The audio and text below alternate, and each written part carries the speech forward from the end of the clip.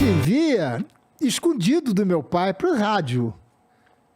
Mas os teus textos eram aproveitados? Eram, só que meu pai não podia saber. Mas por quê? Pelo seguinte, eu tinha 16 anos de idade. E tinha um redator chamado Mário Santos, que ele fazia novela e escrevia humor também. E ele era um boêmio, ele era desquitado, morava numa pensão na Avenida Rio Branco. E ele me levava para a zona. Ele me levava para a zona. Visitou a Vila Mimosa? Não, isso é São Paulo. Não, esquece. Deixa pra lá. O que é? É que a Vila Mimosa é um puteiro famoso lá no Rio, pô. Não, é aqui em São Paulo, é da rua Aimoré de Itaboca, lá no Bom Retiro. Tá bom. Bom, e o Mário me levava para ir. Eu tinha 16 anos. Então, para o Mário poder entregar os textos, eu comecei a ajudar o Mário a escrever. Só que meu pai não podia saber que meu pai era diretor da rádio. Pra caralho, entendi. Entendeu? Ah. Aí eu fui sem ele saber. Quando eu repeti pela terceira vez, eu disse, não, está na hora de eu trabalhar, que eu tenho vergonha de ser vagabundo e meu pai pagar meus estudos. Eu sempre fui assim, sempre fui assim. Teu pai devia ficar puto pra caralho. Puto. Aí um dia, e ele era estourado, meu pai não era aquilo que aparecia na televisão, não, ele era estourado. Ele era muito rigoroso. Aí ele disse, pai, nós éramos muito amigos, nós tínhamos muita intimidade. Tu tem muitos irmãos? Eu sou filho único. Ah, então, porra, aí isso explica um pouco, né? Não, e nós éramos muito amigos. Eu com 15 anos, 15 para 16 anos, o Simplício era um artista, ele tinha um caso com uma cafetina. Entendi. Então, não sei se pode falar isso essa hora. Você pode falar o que você quiser. Se quiser. Não, eu tô rindo porque foi muito engraçada a reação dele. Entendi.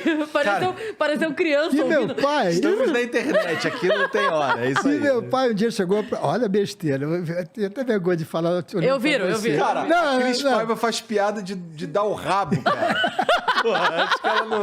Não, meu pai, olha, meu liberado. filho, é muito perigoso você se masturbar nessa idade, você pode pegar tuberculose. Caralho. Tinha aquelas coisas do passado. Você vai nesse endereço aqui, procurar a Carmen.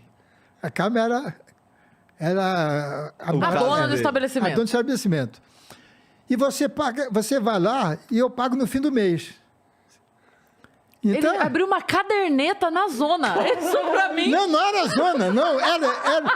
Não era, zona era uma coisa, era rua, era um rendezvous. O que é rendezvous? Era um apartamento, um puteiro. É um apartamento de 5 quartos que você entrava, tinha as mulheres lá.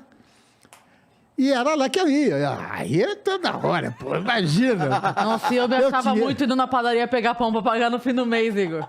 Olha aqui. Deu molinho, cara. Mas aí chegou uma hora e disse, olha, pai, não dá mais, eu quero estudar de noite para trabalhar durante o dia. Ele quase me matou. Ele não queria que você trabalhasse. Não, ele tinha o maior salário do rádio naquela época. Certo? E O de seu uma salário geração... não é algo que ia fazer diferença e ele preferia que você estivesse estudando. Queria que eu estudasse. Você vai trabalhar, não sei o quê, falou uma série de besteira lá. E o que você vai querer fazer? Falei, eu quero trabalhar em rádio. Aí que o mundo caiu. Eu era gago. Sério? Primeiro, eu era gago. De falar assim, que eu cantava para poder depois falar direito. Caraca. Não, aqui, absurdo. nada Essa novo, primeira coisa publicitário, advogado. Gago. Olha, tá indo ótimo aqui, viu? A primeira coisa que ele me jogou na cara, ele disse, você é gago, vai trabalhar? Eu vou conseguir. Eu vou conseguir. E o que é que você escreve? Eu digo, os seus quadros, por isso que eu escrevo qualquer um deles. Porque eu já escrevi para o Mário. Só que o Mário botava o nome dele.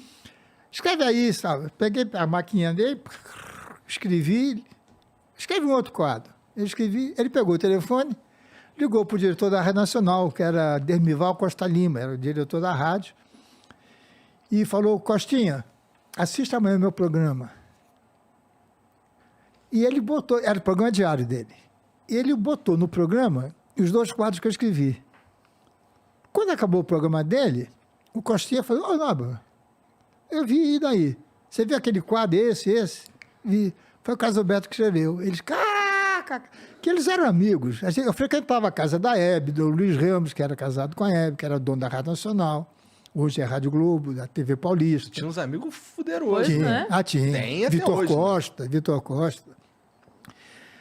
Aí, ele disse, olha, vamos fazer uma experiência. Isso tu novão, 17 anos. 17 anos.